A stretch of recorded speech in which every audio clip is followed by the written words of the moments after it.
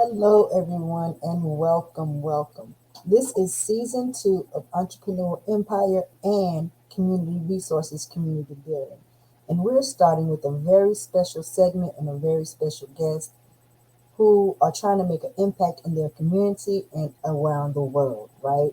And today we have Dr. Linda Green, also known as the Alchemist Educator. Thank you so much for joining us today. Well, thank you for having me. Well, I will say I am on it and looking forward to sharing my purpose. Yes.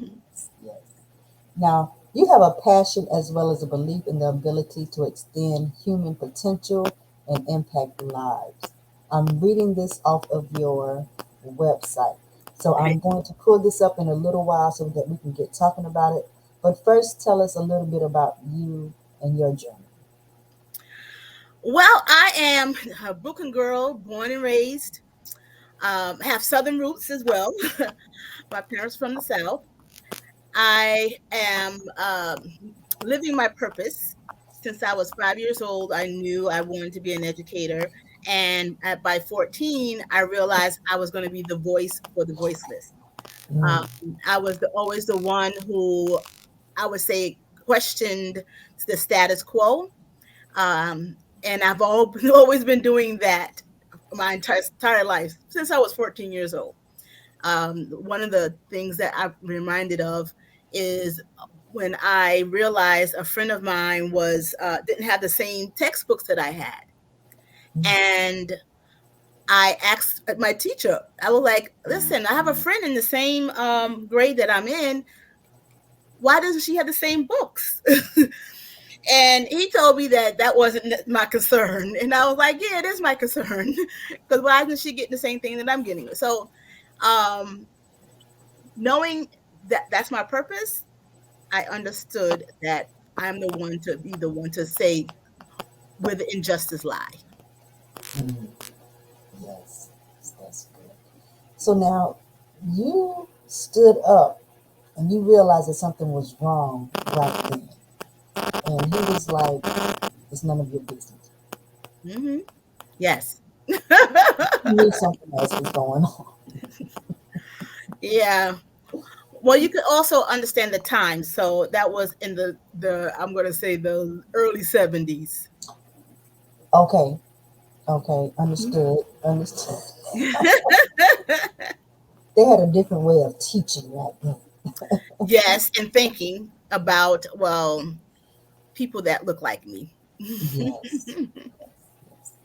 Well, I should Now, say us. Hmm. I love the name of your business. It is Hope.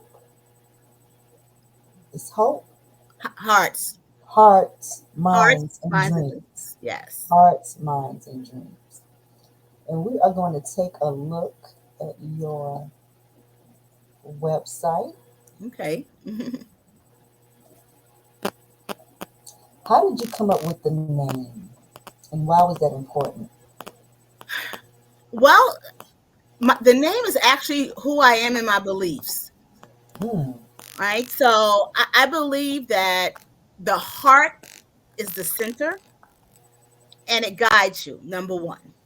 Number two, when you show love, people respond to that Hmm. in a positive way. And so I've always, in terms of children, I've always given my heart and cared about children.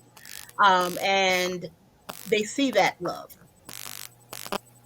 I call it agape love, right? They see it. And minds, I feel that if you don't use it, you're going to lose it.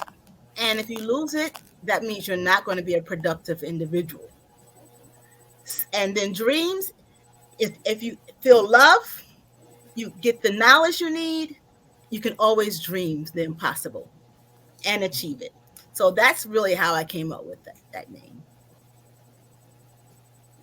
It is very, very meaningful and it grabs your attention and it's just so heartfelt. So let's dive into this just a little bit.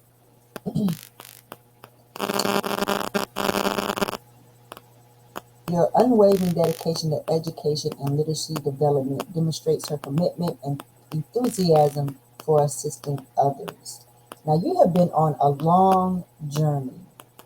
You have been an educator for over 31 years. Tell us a little bit about that. What made you want to start teaching? Well, as I mentioned earlier, that was a calling. Well, and I realized that at the age of, I get the age wrong. It's either 5 or 8. I'm not sure which age. But my dad asked me one Christmas what I wanted for Christmas. I told him I wanted the blackboard, and that blackboard actually began my journey because my brother was my first student. Yes, I would teach him words. I had a dictionary that my aunt worked at a factory that created picture dictionaries, and so just about every Christmas I received a dictionary and the new one, and so that became like my curriculum for my brother was to go through the books, the dictionaries, and I think that actually helped him. He was 3 years old, so I think Ooh, that helped him. He's a very articulate orator now, and I tease him and I say, you should thank me for that. yes. And so the other piece, the social justice piece, I'm going to say that came because being the voice is about social justice, was in the experiences that I've had, right, in school as a child. Um, I went from being in a school in my neighborhood where children looked like me, even though the teachers didn't look like me, Mm. but the children did, to a time when my parents decided that they felt I may be able to get a better education if I went to a quote unquote better school. And so I was bused into neighborhoods that wasn't necessarily welcoming of the additional students that they were getting. And I had a fifth grade teacher. I remember his name, but I don't remember anything else about him. And what I realized is after when we cleaning up my parents' house, um, my brother found an old report card, and that report card was my fifth grade report card. And he made a joke. He was like, "Linda, I thought you were always smart." And I said to him, "This is what he said." I was like, "What? What are you talking about? Always smart." So he showed me the report card. If you saw all those red marks that were on my report card, I was like, "Oh my God, I don't even remember that year." But what I can say from that is I can understand from that report card, I can understand why I don't remember that. I must have had a very traumatic experience with that teacher. Mm. However, the next year in sixth grade, I had a different teacher um, who was a little bit more well, she was not a little bit, she was caring. She was caring, and she wanted to get to know her students. So each one of us in a group went to her house during lunchtime, and we had lunch with her, and we had a conversation about who we are. She got to know who we are, and that impressed me. But what even impressed me even more was the fact that when we were walking to our house because she didn't live far from the school. Some of her neighbors confronted her to wonder why she was taking these children to her house. And the children that she was speaking about was me and another student who happened to be African American. Oh, And so, yeah, was the teacher white? my teacher, yes, my teacher was white. The her neighbors were white as well, and so Mm. they wanted to know why she was bringing us to her house, and what I respected about her at that moment was she was like, "Listen, these are my students. We're going to have lunch, and you cannot tell me what to do, who to bring to my house." And she was like, "Let's go." And so yes, and we left and we went, and I felt proud of her, right? I felt Mhm. And I learned from her about being the voice for the voiceless, right? She spoke up for us, Yes. right? She was definitely a teacher, one of my first teachers to teach me Yes. that. It's that's like having a teacher that goes above and beyond from just teaching, but wants not to get to know the students, but to know that they are cared about, because that doesn't happen a lot. Because there's so many kids packed into one room, and the teachers really don't get that one-on-one time. That was really amazing Yes, yes. experience. Yeah. So I had a bad experience, but then the next year I had a good experience. So that's countering it. I feel it countered, but it also left a the fifth grade experience left a blemish somewhat, because I am definitely a student advocate, definitely.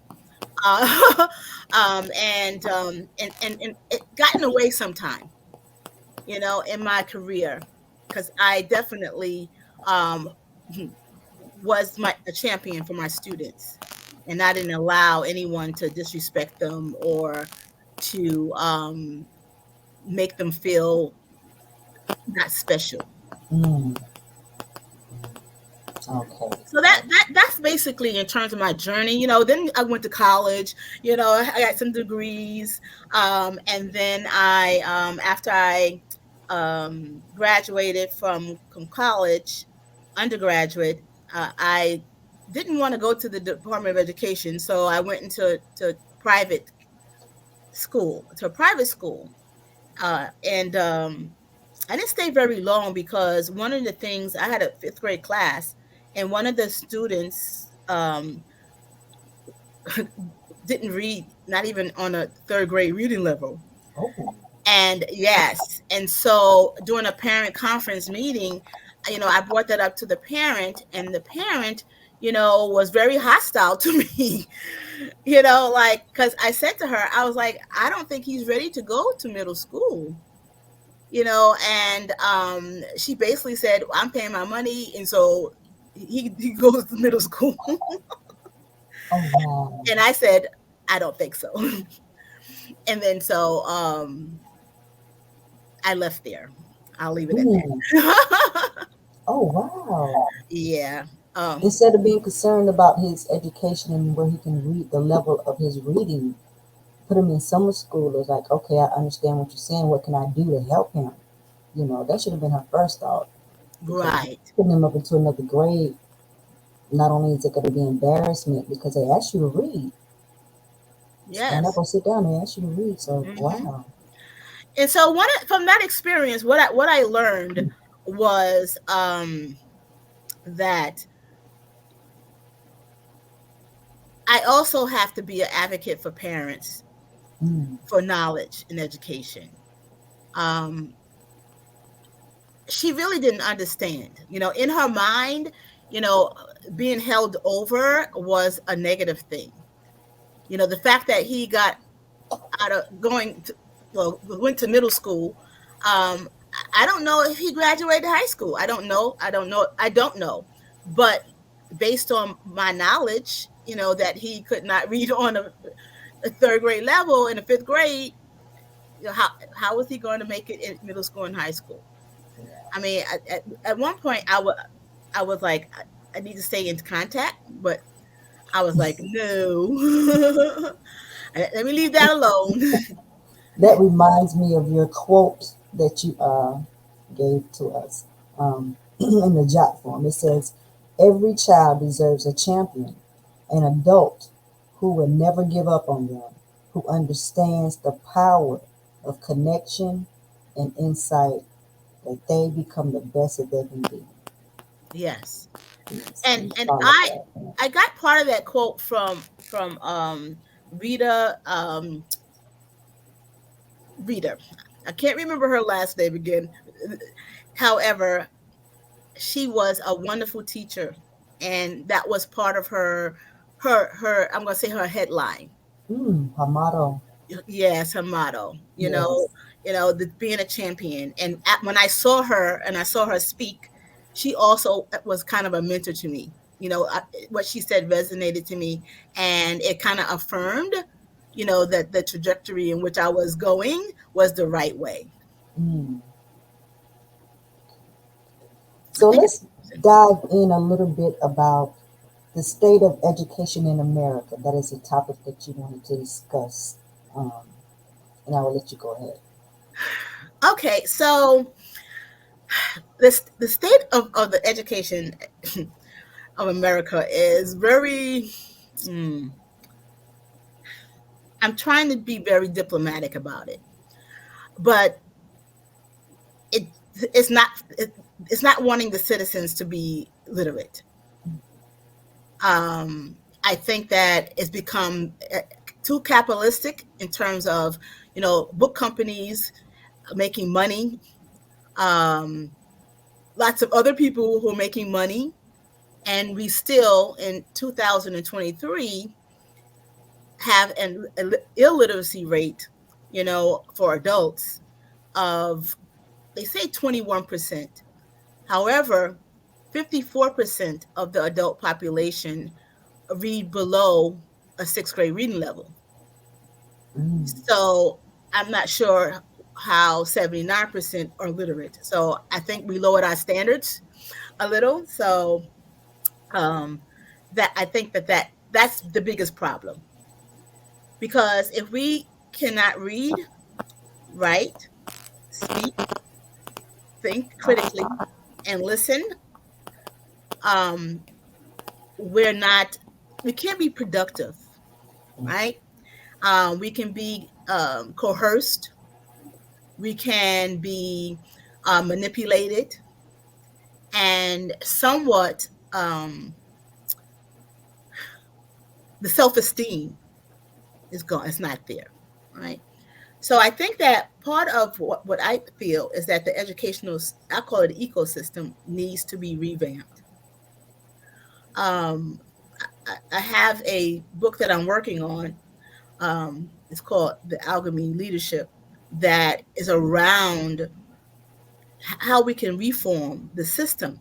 And initially, I was talking about reforming the entire, from the United States Department of Education to the school. However, what once I started doing my research behind that, the each of those, the federal government, the state government, are not all on the same page. right. Right? They work in the silos. They're doing different things, right? So that's why it never trickles down to the schools, because by the time it gets to the school, the states change to probably what the federal government is asking, and then say the district office put their spin on things. So by the time it gets to the school, it's not necessarily what we need. Um, and I believe that if we focus on heart-centered, data-driven um, instruction, preparing our teachers in colleges.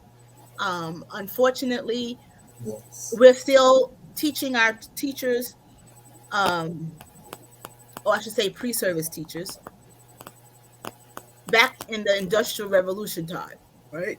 From the Mm-mm. 1800s to 1920s. But we're in our fourth industrial revolution, right? They're back in the first one.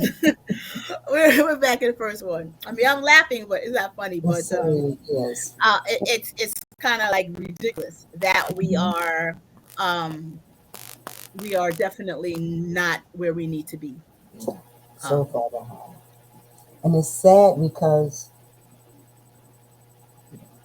it's been so long that the parents don't know how to teach the children, and the children don't know how to understand what's going on, so everybody's failing, and the literacy rate between adults and children have dwindled down. Uh, yes. could you talk a little bit about that?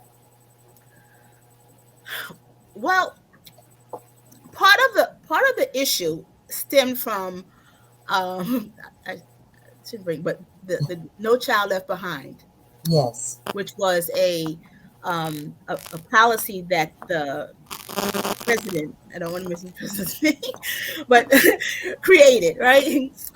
And what happened with that is that we adopted a European, I would say, philosophy or theory, right? That Mhm. came from the Europeans, and we used it, and it has not worked for us. Partly because one of the things that they suggested was to create monetize education, and that's where charter schools come in, right? And so charter schools became a very prevalent part of our system. Mm-hmm.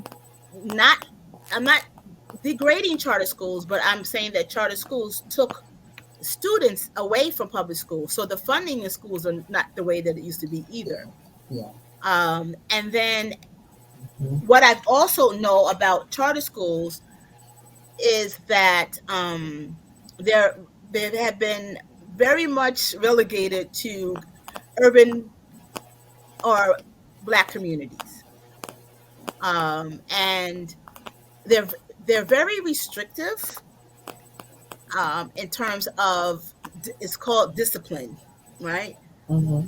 And and our children need to be able to move and be creative and use all the modalities that they have. Yes. And even though parents like that, parents like it. By the time they get to college, the statistics was, and I can't tell you the 2003 statistics, but a lot of Black and brown children who were in charter schools dropped out of college Mm. because they couldn't handle the structure. Mm-hmm. Well, not the structure. They had too much structure. They didn't have the ability to know how to organize themselves and to take 5 classes at one time, and know how to do that, because in the charter schools, and I'm saying this based on my information, like in 2003, I don't know if this changed. I'm going by what I know, my friends that I've had students in their children in charter schools, and it's very restrictive, and there's a particular curriculum that they're using, Mm. and hopefully it's going to change, or it's changing. Yeah. I think once the charter schools came, that's when like you said, the funding for the public schools went down because Hmm. the way they feed them, the after school activities, like y'all need to bring back home economics. Y'all need to bring back wood shop so that they can learn how to do something with their hands. Hmm. Everybody doesn't need to go to college. Maybe there's a trade because like 10 from 20 years from now, I think robots, could be in the fast food chain handing you food. Hmm. So we need to teach our children better. Yes, yes. And the other piece that made a issue, was that came from the Europeans as well, was about assessing the types of Mhm. assessment that we're doing. The reading, I mean, we've always had assessments, but for me, the assessments years ago was really more. Um, it gave us more about where kids are, where they are, what are their deficits, where their strengths are. Whereas the test that they have now is supposed to be teaching, assessing their ability to read and write and to think. Mhm. But that's not necessarily what we're teaching them, because the common core standards say some other things, right? They want you to teach, and I have no opposition to the common core standards, but we have to think outside the box, Yes, right? We have to think outside the box. I agree with you totally. When my daughter is going to be 25 and my son is going to be 23, and when they was in elementary school, if they got a C, they didn't get in trouble. You didn't get nothing taken away. You learn how to play chess. You're going to challenge your mind one way or other. So as my daughter, she brought home a C, all A's and one C. And every day when she came home from school and her dad came home from work, she had to play chess. My Mm. son was sitting there watching, and he was like, "I want to play. I want to play." And he was like, "You got all A's on your report card." And he was like, "Oh, okay." He came home with a C on his progress report, just so he could play chess with his dad. And I was like, I just wanted to play. You would have let me play it. I wouldn't have got no bad grade. Right, So right. you have to be willing to get them to open up to Hmm. love education in ways that, Yes. And my son, he had like chess. They took chess out of schools because he was going to after school to play chess. Mm-hmm. And they took that away in high school. They took away the anime clubs. It's just so many things that they're taking away from kids in the public schools, and it's not fair to them. They can find different ways because everybody doesn't want to be a dancer or a rapper or a ball player. Right. So I Yeah. think they should And, do and something. and the other thing that I've noticed is that the money that used to be for after schools, because I remember when I was in school, we had after school. And the after school helped, it helped socialization skills. It helped with, you know, Really? yes, it helped with the with with any difficulties I may have been having. I had some assistance there. um, and we don't have that. That's gone. I mean, there's no funding. Schools can't afford to have an after school program. I mean, I do have a friend who's a principal, and she sacrifices other things so she can have an after school program. Wow. You know, I miss because it's dedication. important. It's important. Yes, Thinking of something else besides yourself. yes, Giving from the heart, like you said. It yes. starts with the heart. Yeah. Um, so tell us a little bit about the time because this was a very interesting story when we were talking on the phone. Um, when you was in school, I think it was high school that you started and you went to the special ed, but you didn't know it was a special class or a special. Oh, you talking about it was an honors class? The honors class? Yes. Oh, okay. That other experience that's traumatizing. um, well, in high school, well, to begin with, in high school, I had to fight a couple of times, right? So the first time um, was about my status, right? They wanted to give me, um, I call it secretarial courses, right? Typing and steno and all this kind of stuff. And, I had to go to the guidance counselor and speak up for myself and say, why do I have these courses? I'm in a college bound program. I'm not. And so they didn't realize that. They just saw me being a African American student. And so they automatically gave me some courses that I should not have been in. So along the way, yeah, along the way, I happened to they put me in this honors history class, and the first day of class, everyone is sitting, around with their friends and talking because the teacher wasn't there yet, and I happened to be talking to some some African American boys who I really didn't know, so I went to introduce myself to them. And he came to the room and pointed at the four of us, because there was three boys and myself, and told us to get out of his class. And I said to him, why? My mouth, right? I'm like, The why? voice of the voiceless. Right? I'm like, why? And he was like, I don't need to tell you. I mean, this is very vivid in my memory. I don't need to tell you why. Just get out of my class. I don't want you here. I was like, well, we belong here. This is our class. We're scheduled for this. I was going back and forth, and then the gentleman said to me, Linda, get it. Let's go. Let's go. I was like, no. Why should we get thrown out the class? But what did we do? We were doing the same thing everybody else was doing. And so anyway, so I was like, okay, let me shut my mouth. And so we walked out, and as we were walking out, he came to the door. He put his key. He locked the door, and as soon as we stepped out into the hallway, he slammed the door behind us. Yes. And so immediately I was like very angry. And when I got home that evening, I shared that with my parents, and my father came up to the school the next day. Right. And unfortunately, my parent was the only one who came up. And so because of that, I was put back into the class. However, the mean person he put me in the center of the class. I was the only black person, right? So I was in the center of the class. So I'm in a sea of Caucasian people. Here's this black little girl. And so I didn't like that, but I didn't say anything.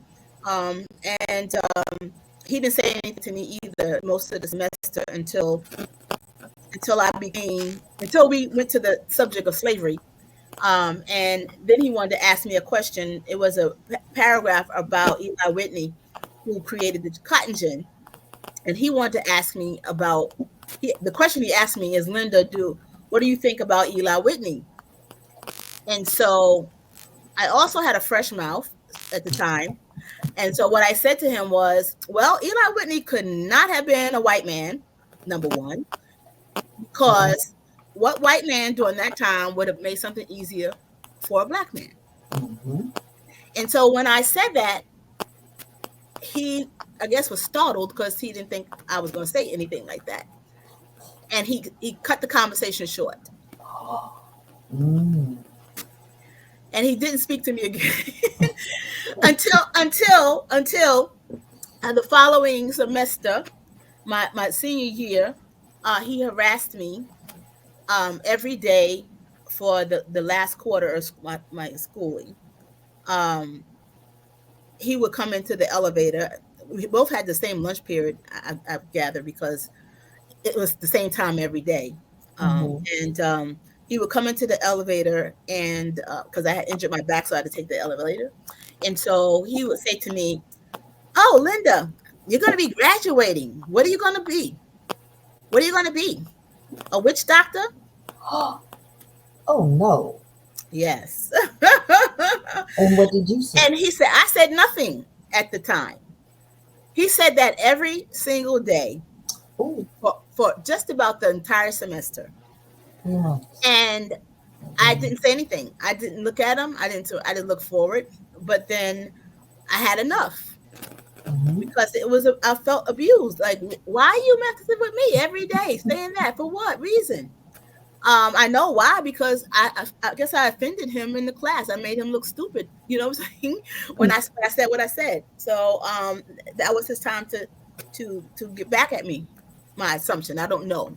I'm just thinking why he would do that.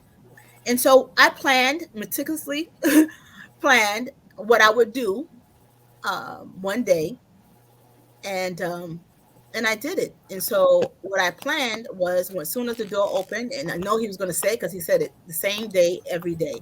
Mm-hmm. Um, and when he said what he said, Linda, what are you going to do when you go to be a witch doctor? I said, no, I'm going to be a neurosurgeon, and when your ASS is laying on that gurney, I'm going to let you die.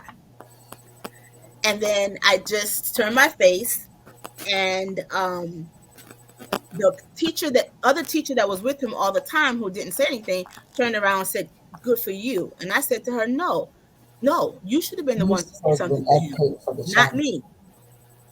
Right? So that was an experience that also taught me to be that I need to be advocates, because not all teachers are not the same. Mm-hmm. Right? That's what I got from that experience. So it was it's still a little emotional. It still bothers me, that he would do that, because I'm like, what did I do to this man? Other than, I guess he felt I should have stayed in the child's place or something like that, maybe. When I confronted him, like, why are you throwing this out? It didn't make sense. But you showed him that having a good mindset, being smart, can get you farther than he will ever go. Yeah. Yes, and he also, his I'm not gonna say his name because I don't want to, but he was also a doctor, whatever his last name was, right? So he had some intelligence, but I'm like, he was a racist. That's what I Yeah. realized. Mm-hmm. He was a racist. And so um there are people, other friends of mine, and people I've come across who share that they had wonderful experiences with busing, and I would say to them that I had mixed experiences. So it didn't taint me, to where I had hatred or anything like that. But it also gave me, and I think that, God doesn't give you anything that you can't handle and bear, right? So Mm-hmm. that I had to have those experiences. Otherwise, I wouldn't be who I am. Mm-hmm. Yeah. I believe in being an advocate for children because my daughter in the 2000s experienced that in elementary school. A little girl came up to her that was in her class and said, "I can't be your friend because you're black." Mm. This is 2004 or 5. Like, why? What? No, we know. Mm-mm. So the very next day, we went up to school together. This is not going to happen. Yeah, I mean, it's unfortunate that It's still going on. it yes, it's still going on, but they want it that way, Hmm. unfortunately. Um, and that's why we need to get literate people. Yes, yes. Because I saw it was in the news, and I guess that's why I don't watch the news like I used to or be on TV, because this beautiful brown 10-year-old girl committed suicide because she was being bullied by the teachers and the students. And it's Wow. just gone too far. You don't, I don't understand. Hmm. Um, Go ahead. No, I was going to say that is why. I mean, I believe that all children, and I don't discriminate, but my experiences have been working with, black and brown children in urban areas, right? So, however, I do know the same experiences that the children in urban schools and rural areas have the same experiences as well. Yes. Um, and I always bring that up because to a certain degree, I say it's not a race issue. I think it's a poverty issue. It's Hmm. about money, right? The haves and the have-nots. Lots. And so people think ill of people who are poor. Um, and that's definitely not the way people should be thinking. Now I heard you mention something about a new book and a new course. Would you like to talk about that? Yes. So I have a that my focus is around literacy, and the fact that our children are not really becoming literate, will increase the adult illiteracy rate as well, right? So if we don't get them when they're young, they're going to be struggling or not they're going to be illiterate. And so we need to change that trajectory for all children. I think that we'd be a much better country. And so the book is called, and it's a what to teach book, right? And it's called Refining Traditional Literacy Instruction, sorry, and what you need to know to effectively develop 21st century communicators. Um, and I'm changing the word from literacy because everybody has an impression that literacy comprises of two things: reading or reading and writing. And literacy is not only just those things. It's reading, it's writing, it's speaking, it's listening, and it's uh, thinking critically. And so my thing is, when I think about all that, what is that? That's communication. And I think if we think about it in that terms, that people will understand what it is, and teachers will know what to teach. Right now, they don't really understand what literacy is. They really don't. Right. So they have difficulty teaching it. And I'm a part of a group that is a part of the science of reading. And some of the comments that I see in there, are not necessarily, it said to me that they don't understand what the foundational quote unquote literacy uh, skills are, the questions they were asking. And I think that for a long time, um, we've been that big business has been a part of what we teach,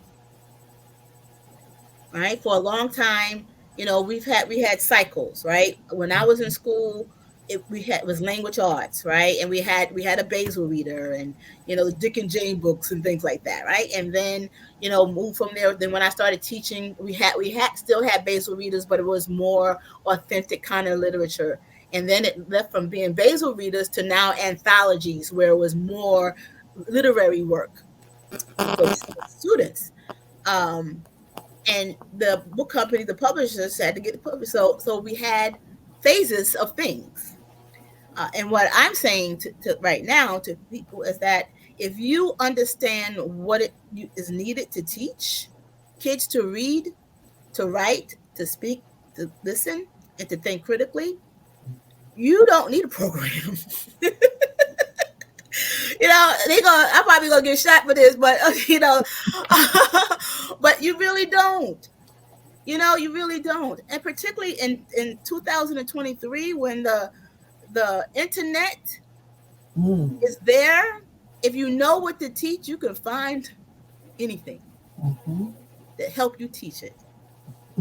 And so part of what I want to do when the book comes out is to have some courses around what to teach, Mm. and that's going to tell you what to teach. I don't really necessarily give you a lot of information about how to teach it. So I think the course will come in hand by, I'm going to say side by side with the book, because the book says this is what you need to teach for reading, all the skills, all the elements. This is what you do for writing. And when you look at it, it's a lot. It's a lot, which says to me that kids are missing out on a lot, A lot. Mhm. particularly if you're going with a program, right? Program people, they create a program for them, right? For whatever their focus is. And so our kids are missing out on things. So ultimately, hopefully, when it comes out, it will get into teachers' hands.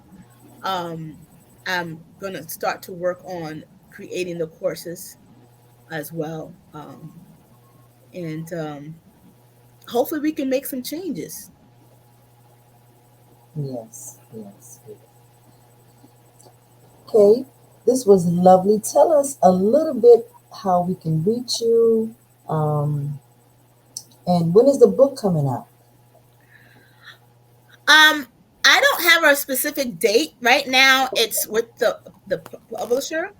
I know that they were doing some editing pieces. Um, and so I'm not sure. I'm hoping at least by January, it would be. I'll start to try to advertise it or whatever. Do some marketing around it, on LinkedIn and places like that. But in terms of getting in contact with me, um, if you go to my website, which is hmd www.hmd.consult.com, and you complete